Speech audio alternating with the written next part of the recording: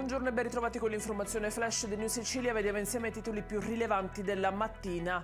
C'è anche l'assessore regionale allo sport della regione siciliana, Elvira Amata, tra gli indagati per corruzione per l'esercizio della funzione dalla procura di Palermo. Il suo nome compare nella stessa inchiesta in cui è coinvolto anche Gaetano Calvagno. Intanto ieri Sabrina De Capitani, portavoce del presidente dell'ARS, si è dimessa. Continua la protesta degli anestesisti del 118 in Sicilia. Durante l'incontro di ieri con l'assessorato alla salute si è parlato di un incremento pari a 5 euro lordi a turno.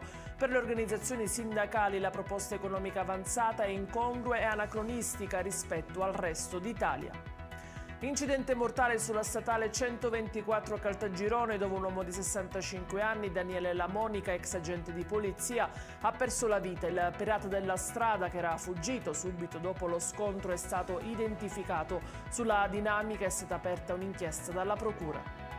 Un altro grave incidente è avvenuto invece in viale Strasburgo a Palermo, dove un uomo di 79 anni è stato investito da un'auto guidata da un 59enne che è rimasto illeso.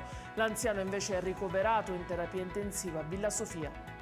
Smantellato a Catania un vero e proprio covo di droga nel quartiere San Cristoforo, 2 gli arrestati, un 34enne e un 22enne responsabili della gestione dell'attività.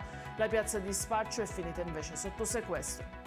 Ed è tutto per questa edizione. Vi ricordo come sempre che i dettagli su queste notizie e molte altre li trovate sul nostro sito e sui nostri canali social. Grazie per averci seguito e a più tardi.